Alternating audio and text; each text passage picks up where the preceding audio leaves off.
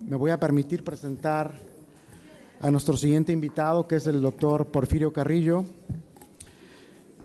El doctor Porfirio Carrillo es biólogo con doctorado en ciencias por la UNAM. De acuerdo a su propia descripción, él se considera un etólogo cultural. Analiza la conducta y el cerebro desde un punto de vista multidisciplinario. Desde 1997 es miembro del Seminario de Investigación Artística del Instituto de Artes Plásticas de la UB. A partir de su obra sobre redes y metáforas cerebrales, ganó en 2022 el premio de arte más importante de Veracruz, la Bienal de Arte 2022. Es investigador y profesor de posgrado en el Instituto de Neuroetología y colabora como maestro y tutor del doctorado en el Instituto de Investigaciones Cerebrales de nuestra Universidad Veracruzana. Bienvenido, Porfirio. Muchísimas gracias.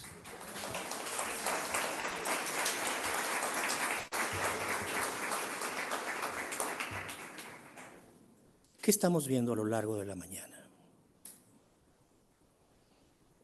Consensos y disensos de la ciencia. La ciencia es un proceso social e histórico que se basa en consensos, consensos de comunidades. Hay una profunda grieta entre las humanidades, las ciencias sociales y las ciencias naturales, que no hemos podido salvar, a pesar de los grandes esfuerzos que hay. Por ejemplo, en los estudios animales, que es en lo que yo me centro, desde hace más de 15 o 20 años en distintas universidades de Estados Unidos y de Europa, ya hay lo que se le llama los departamentos de los estudios animales, en donde arqueólogos, antropólogos, diseñadores gráficos, artistas, zoólogos, biólogos moleculares discuten en la misma mesa el tema. Eso es lo que estamos viendo esta mañana. Distintos niveles para analizar un tema por demás irresuelto, una interrogante constante en nuestras vidas, que es la sexualidad. Y la sexualidad no es un asunto que se pueda discutir fríamente, objetivamente. Siempre nos toca y siempre tenemos una opinión. Diría la maravillosa Donna Haraway, siempre estamos desde un punto de vista analizando, juzgando, y tenemos que darnos cuenta en dónde estamos parados para saber si lo que estamos diciendo es un monólogo o es un coro. Por eso coincido muchísimo con lo que seguramente escribió Genaro, de que el tema del cerebro y la sexualidad es un tema complejo, que no se puede reducir ni a las ciencias naturales, ni a las ciencias sociales, ni a las humanidades. Ignorar al otro es un error enorme en el conocimiento concilente, diría Edgar Wilson, la concilencia, la reunión de saberes. Veamos estos saberes, la que sigue. Si ustedes tienen la fortuna, pueden verlo como fortuna, pueden verlo como desgracia. Si ustedes tienen la fortuna de caminar por la colonia Roma en México, o sea, ¿no? Van a ver la fuente de Cibeles. Y ese chorrito de agua que sale de ahí es el pobre de Isis, el pastor más hermoso de la antigüedad, perdidamente enamorado de Cibeles. Cibeles es una diosa de una complejidad mitológica representada en esculturas, en pinturas. La historia de Cibeles da para hacer 40 postdoctorados, así que la voy a reducir groseramente. Pero es la diosa madre, Cibeles. Viene de mitos en Mesopotamia, sirios, viajan por el Mediterráneo. El chiste es que Isis se enamora perdidamente de Cibeles. El pobrecito, si supiera lo que le iba a pasar, que lo pusieron ayer en una cabecita para echar agua, yo creo que no se hubiera enamorado de Cibeles. Es realmente tristísimo que el pobre Isis solamente sea una fuente ahí a los pies de Cibeles, pero bueno, así son las cosas en el amor. La que sigue, por favor.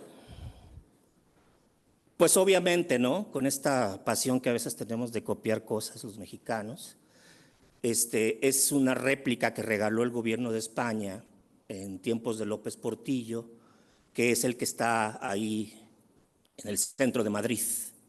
Es una copia, es una réplica, ¿sí? Y está el chorrito de agua, ya no se ve la cara del pobre Isis.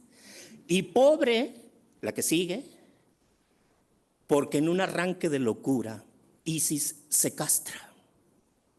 Ahí lo tienen ustedes en una representación medieval. Isis se castra, ¿sí? Ahí lo ven que está sangrando. Cibeles voltea así como que, ay, no me importa lo que estás haciendo. Y de la sangre de Isis brota un árbol. A partir de este mito, perdón por los que están aquí de las ciencias sociales y la historia que he reducido groseramente, a partir de este mito se establece incluso una religión. Hay quienes siguen a Isis y se castran. Se supone que la cofradía de los más elevada de los monjes del culto a Isis, en la Grecia y todavía en Roma, se castraban para imitar ese acto de amor. Castración. La que sigue. Este es otro mito. Mitra. Maravilloso mito. Mitra es otro personaje mesopotámico y aquí está haciendo uno de los actos más occidentales que llega hasta nuestros días en la corrida de toros. Está sometiendo a una bestia, a un toro, le ha enterrado un cuchillo y espero que lo puedan ver en la pantalla.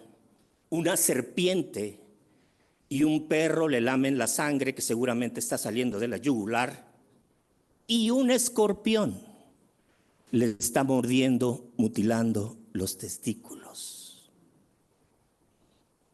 Y si se castra, el escorpión mutila los testículos de la bestia. La que sigue. Aquí lo pueden ver ustedes en este detalle, como específicamente el escorpión está dirigido al testículo de la bestia. La que sigue, por favor. Pero no nada más la castración humana autoinfligida o la lesión de los animales es parte de los rituales culturales de nuestra historia, sino en los exempla o en los bestiarios medievales hay ilustraciones como esta. Un castor, este es el bestiario de Aberdeen, un castor que durante el medioevo fue cazado para quitarle solamente los testículos y hacer medicinas.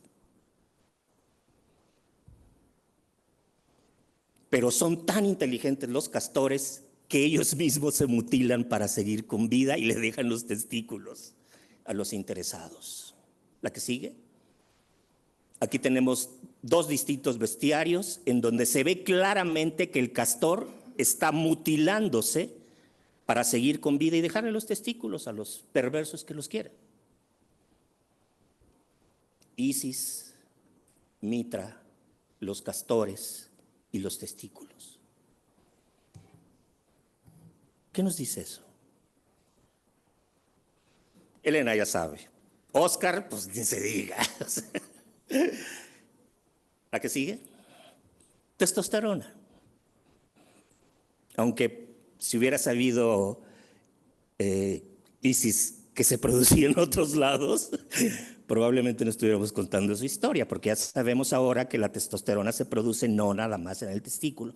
Pero la anécdota aquí, simplificada, que les he traído para abrir esta plática, es que como brillantemente nos explicó con un detalle finísimo, tengo 35 años de conocer a Oscar y el refinamiento de su pensamiento científico es muy, muy padre, que las hormonas durante mucho tiempo hemos pensado que regulan, comandan, controlan, inhiben, estimulan la conducta sexual, nuestro cerebro sexual. Sabemos hoy que no es necesariamente así, que el determinismo biológico está matizado por todas las condicionantes culturales, sociales, epigenéticas que pueden existir. Insisto, por eso estudio también arte.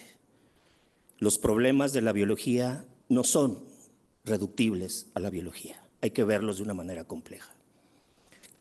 Y la testosterona, durante mucho tiempo, de hecho hasta creo que ganó el premio Nobel el hombre que sí la sintetizó, se ha considerado la gran hormona.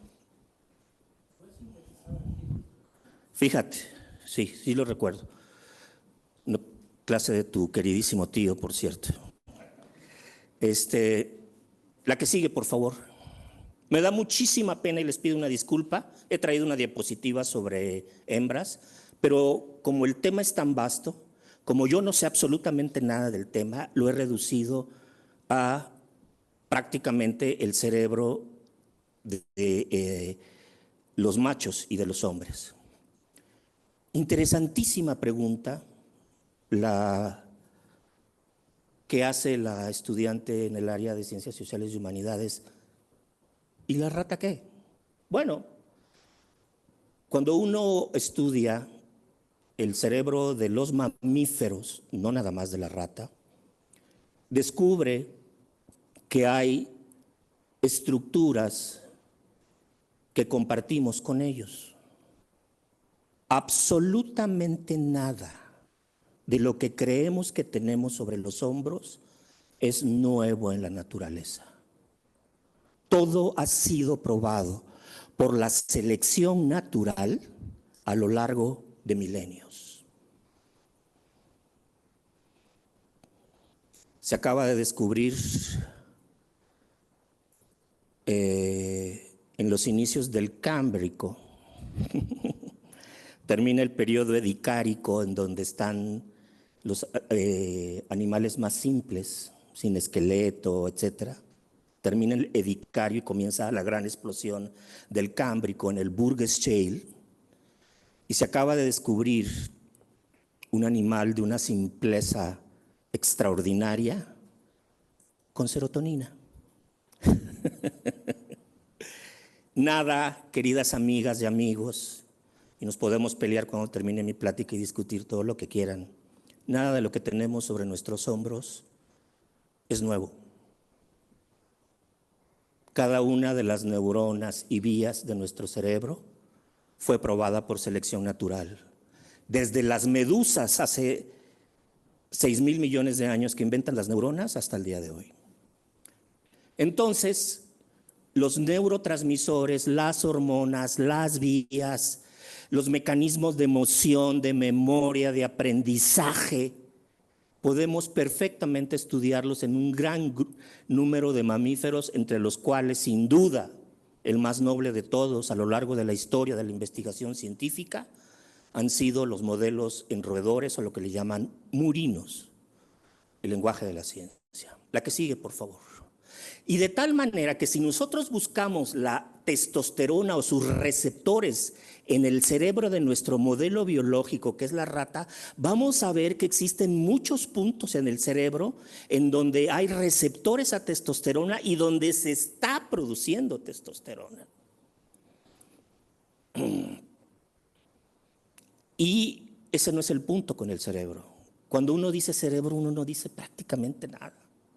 Cuando uno dice neurona, ya no dice prácticamente nada. Cuando uno dice gen, ya no dice prácticamente nada. Miren ustedes el nivel de especialización al que tiene que recurrir Oscar, que si la proteína, que si la sinasa, que si, wow.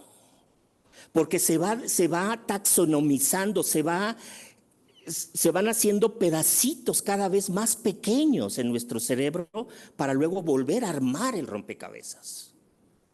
Los últimos 30 años de la investigación en el sistema nervioso, en el cerebro, queridas amigas y amigos, el dinero el dinero más grande que se ha gastado en la investigación en el cerebro en los últimos 30 años, ¿saben para qué ha sido? Para mapearlo. Todavía no terminamos de mapearlo. Quisiéramos tener un programa como el Google Earth, en donde fuera de la galaxia al patio de mi casa. No lo tenemos. El cerebro sigue siendo una incógnita y ustedes van a ser las y los líderes que van a resolver esa incógnita. Espero que muchas y muchos de ustedes hagan un posgrado y se dediquen a estudiar el cerebro. La que sigue, por favor. Aquí están ustedes viendo, no me voy a meter ni en la neuroquímica ni en la neuroanatomía, pero tienen que saber, queridas amigas y amigos, que existen núcleos y vías cerebrales que actúan por el concurso y la regulación de las hormonas, entre ellas la testosterona. Pero además, estos circuitos no son independientes. El redoma,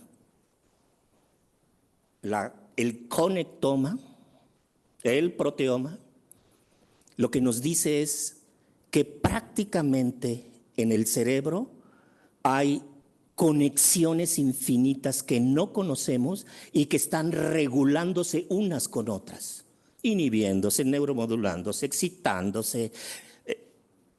Y una de las conexiones más importantes que la testosterona establece en el cerebro, la que sigue,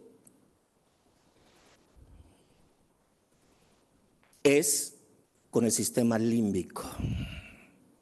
Ese sistema tan maravilloso que es el asiento, no exclusivamente, pero principalmente de nuestras emociones. Voy a poner un ejemplo de testosterona, emociones y corteza cerebral. Este es un trabajo muy interesante, es una pena que es muy sencillo el resultado del experimento, aunque el experimento es un poco más complejo. Inyectan dosis suprafisiológicas, o sea, más allá de lo normal de testosterona, como esos picos que ocurren en la adolescencia, fíjense. ¿Y qué encuentran?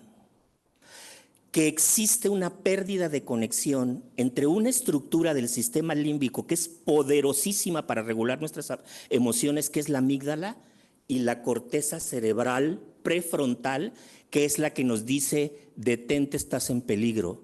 Oye, toma esta decisión, aguas con lo que estás haciendo. Cuando estamos en el Big Bola, te dice: ¿crees que vas a ganar el bingo? No apuestes tanto. La corteza prefrontal. La amígdala, que es de emoción, y la corteza prefrontal están conectadas. Pero cuando hay mucha testosterona, nos alocamos. Así como pretendió Isis cortarse los testículos para reducir su líbido, su deseo. Y dijo Isis: es que con esto yo solamente voy a pertenecer a Cibeles. Ajá. ¿Se dan cuenta? El importante papel de la testosterona. Y ahorita voy a regresar a ello. Hay estudios de muchos tipos en donde la testosterona puede regular nuestras decisiones. ¿Ok? No es lo único. Ya sé que es lo más vendido en las tiendas de nutrición, en los gimnasios. Aguas, no es tan sencillo como parece el tema. La que sigue, por favor. Ok, la que sigue. Vean ustedes esta preciosidad que hicieron los colegas de la Universidad de la Columbia Británica. Vean ustedes, echamos a andar el video para que nos ilustren en dónde está y qué es el sistema límbico.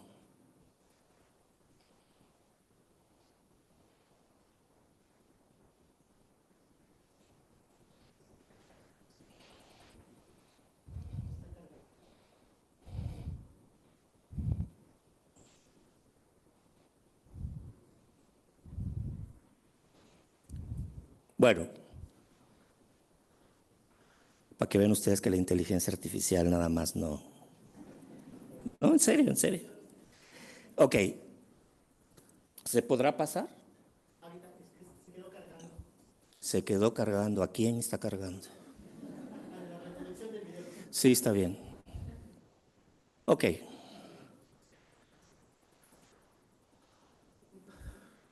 Si tenemos tiempo en las preguntas, lo pasamos, ¿no? Para no distraernos. La que sigue. Entonces, tenemos las glándulas, como los testículos, tenemos las hormonas, tenemos su acción en el sistema nervioso, tenemos las conexiones de la testosterona con sistemas como el sistema límbico. La que sigue.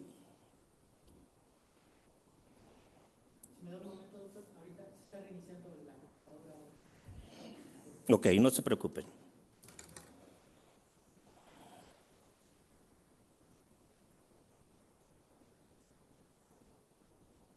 ¿Qué es el sistema límbico?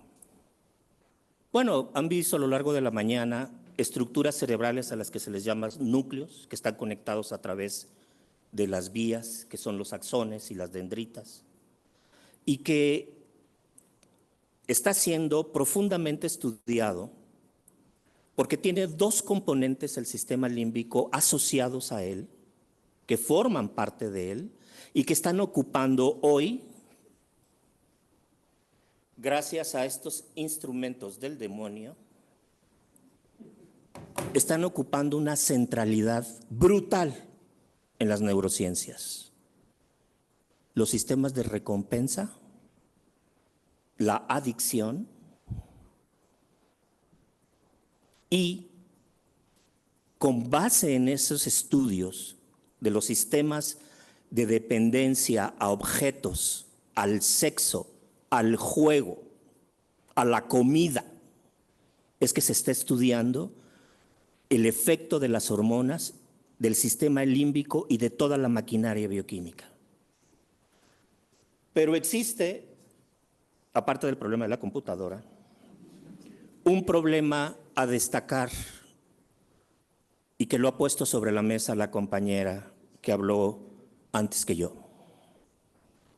¿Cómo nos ponemos de acuerdo cuando revisamos la literatura sobre el sexo y el cerebro para estudiar el sistema límbico, la amígdala, la testosterona, la proceptividad, la lordosis, las proteinsinasas, el gen? ¿Cómo nos ponemos de acuerdo cuando encontramos en la literatura, cuando encontramos lust, drive, arousal, hedonism, motivation?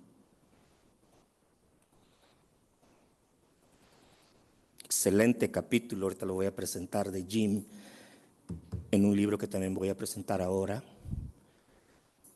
Si quieren seguir esta discusión de cómo se desgrana, cómo se estudia, cómo se define, anoten y sigan, por favor, al maravilloso Anders Akmo. Tiene capítulos importantes en donde discute si la sexualidad que estamos interpretando como lujuria, como deseo, como compulsión, como pasión, como estar caliente, lívido, tiene un correlato en el cerebro. O si estamos utilizando palabras que no tienen un correlato en el cerebro y estamos construyendo culturalmente otras cosas. Anders Akmo. Los capítulos de Anders, los artículos de Anders.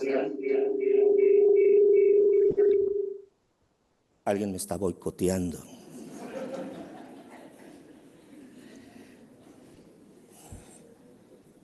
¿Se va a poder o no se va a poder?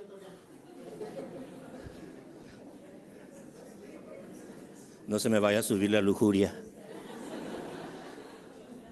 ¿Saben ustedes de dónde viene el término lujuria? Luxus, luxación, de la arena romana.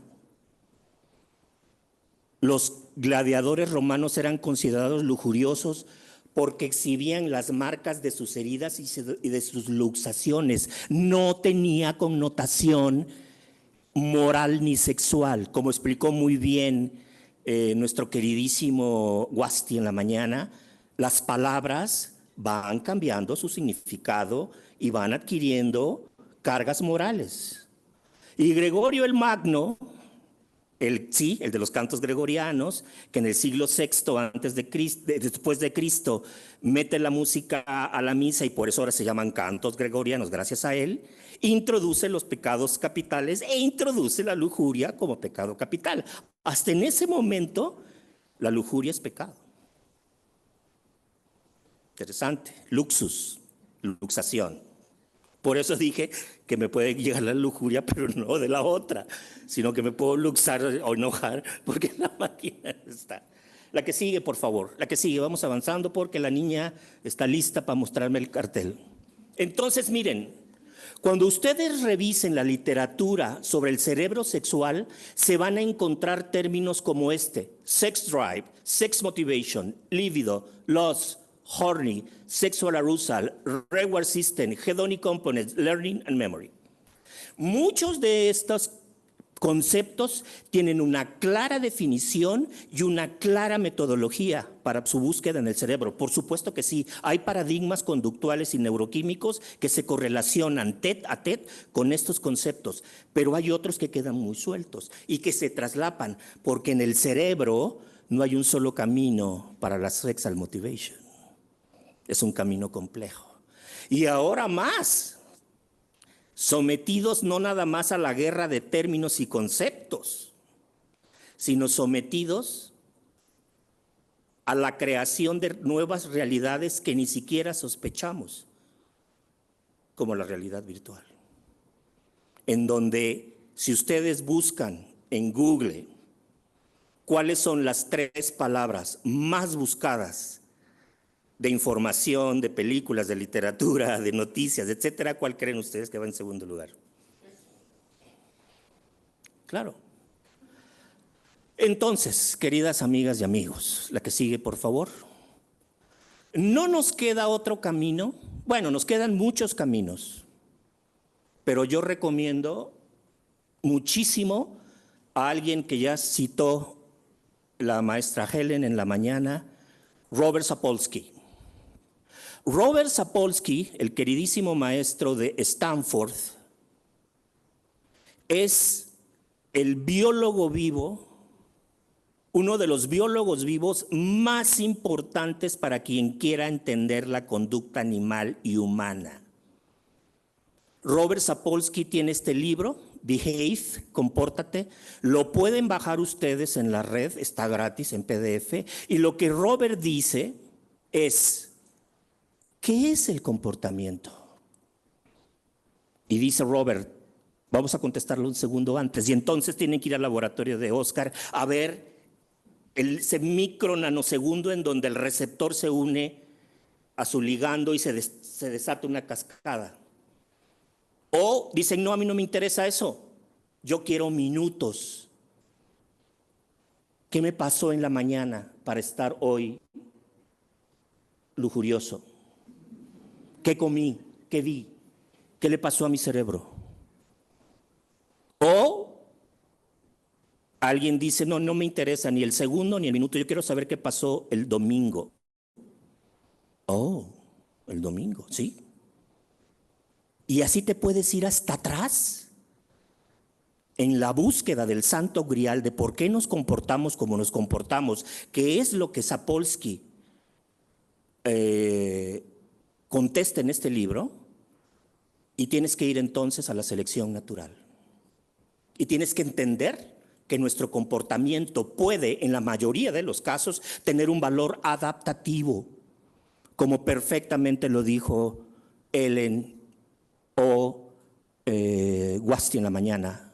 ¿Para qué sirve esto? ¿Qué aporta? Hizo una pregunta interesantísima Guasti en la mañana. ¿Por qué ha seleccionado la homosexualidad la naturaleza? Porque es una conducta normal. Nosotros la hemos estigmatizado, es parte del repertorio de la sexualidad humana, como la lujuria. Pues tenemos que entenderla de otra manera. Yo recomiendo los 2 libros de Sapolsky, este que es Behave, está gratis, y el que acaba de publicar En contra del libre albedrío. No está todavía gratis porque es un libro reciente, vale caro. Pero si ustedes quieren saber cuál es la frontera del conocimiento en la conducta humana desde el punto de vista de un primatólogo, neurofisiólogo, una mente súper brillante, contemporánea, lean a mi queridísimo Robert Sapolsky, en donde nos dice cómo te comportas, ¿cuándo? ¿Ayer? ¿Hoy? ¿Anoche? Esa es una aproximación a la conducta. Es una aproximación a la conducta sexual.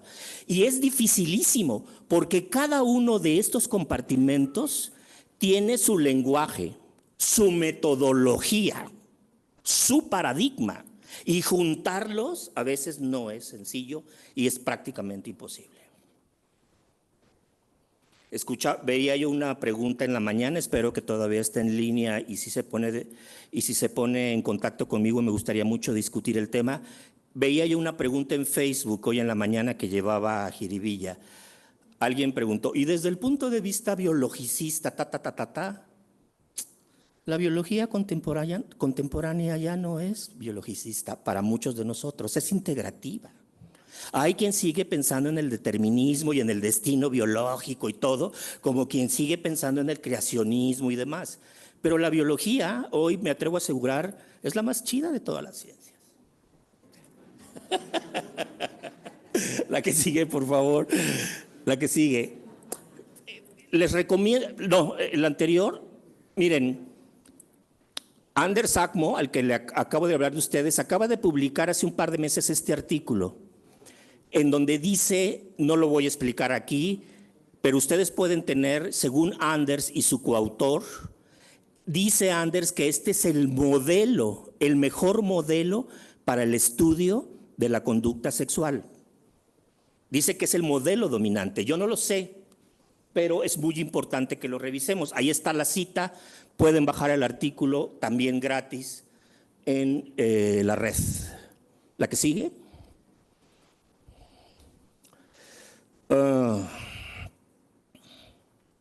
Acaba de morir, por desgracia, una de las mujeres más influyentes para reentender, reestudiar, reobservar el concepto de lujuria, lust, que se ha perdido mucho.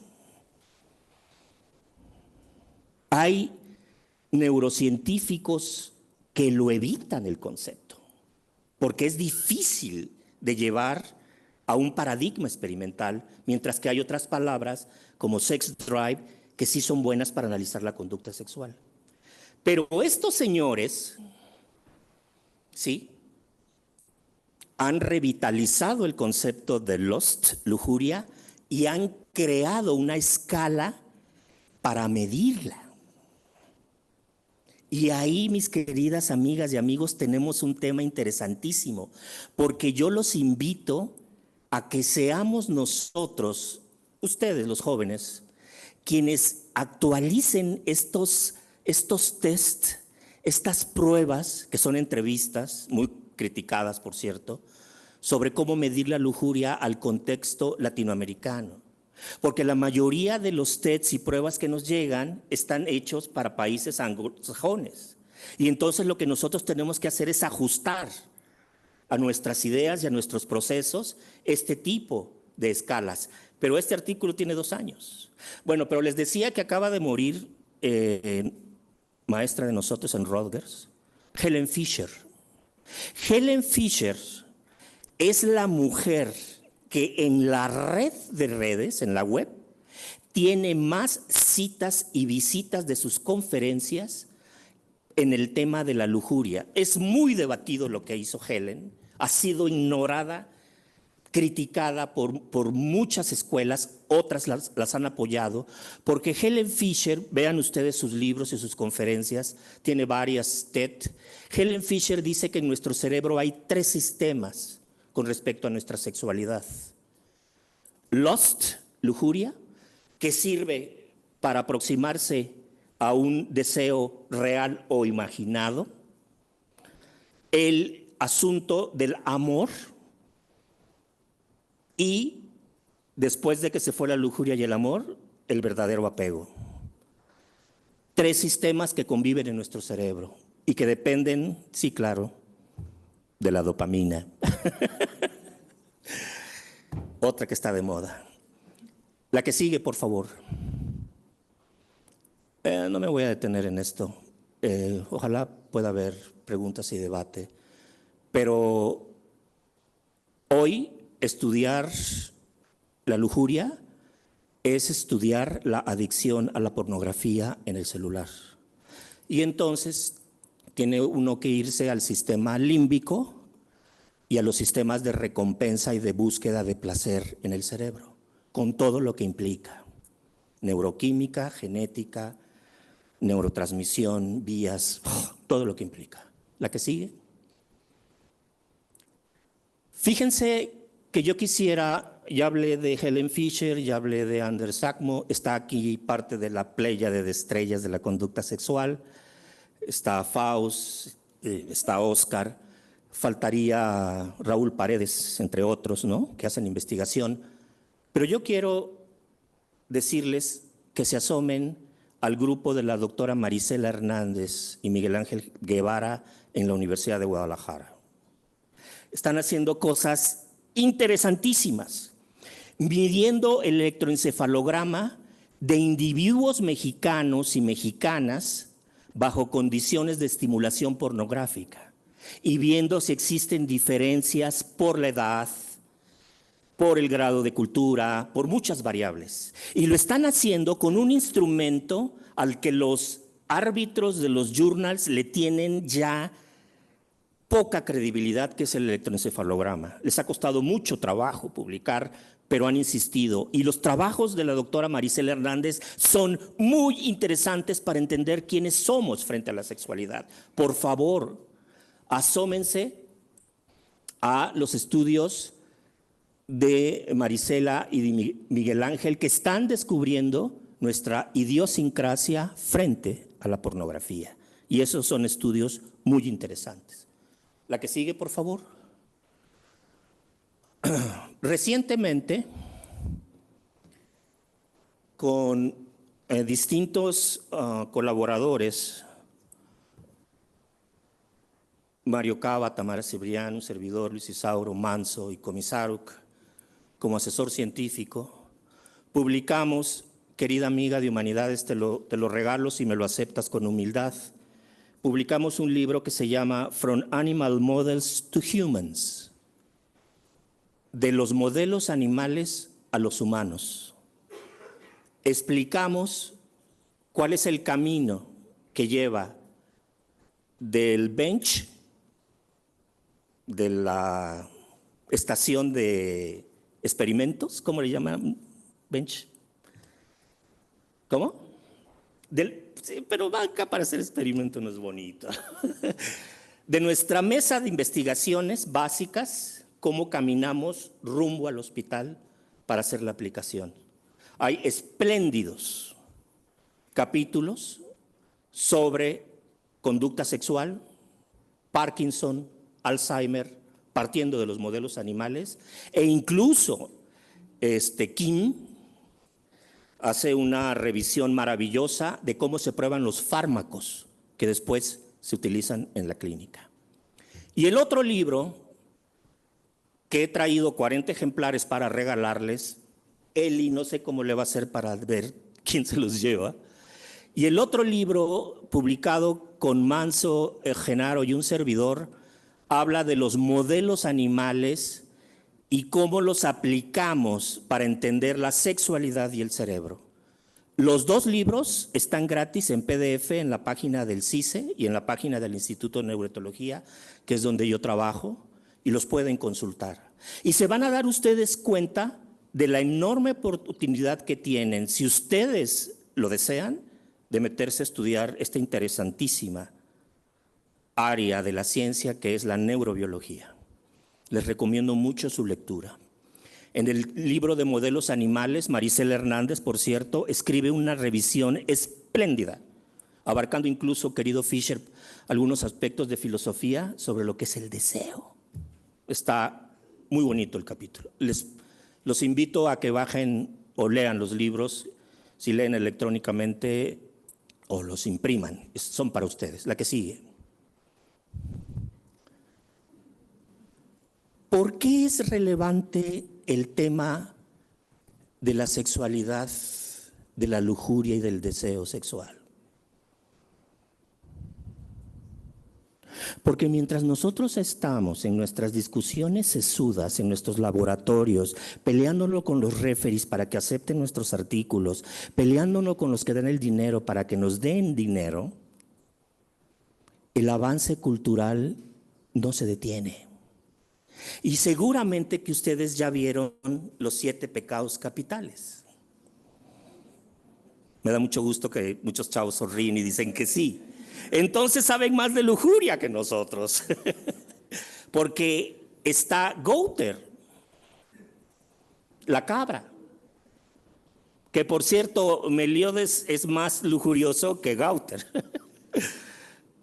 Bueno, apenas llevo 3 temporadas. Me faltan 2. La que sigue, por favor. Aquí tienen ustedes a Gouter. Es el personaje de la lujuria en los 7 pecados capitales.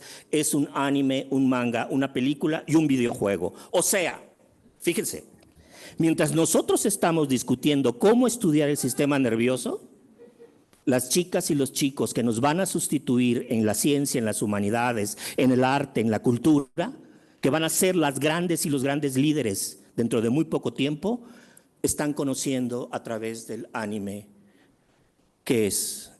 Bueno, ¿cómo se representa la lujuria? La que sigue. Muchas gracias. Buenas tardes.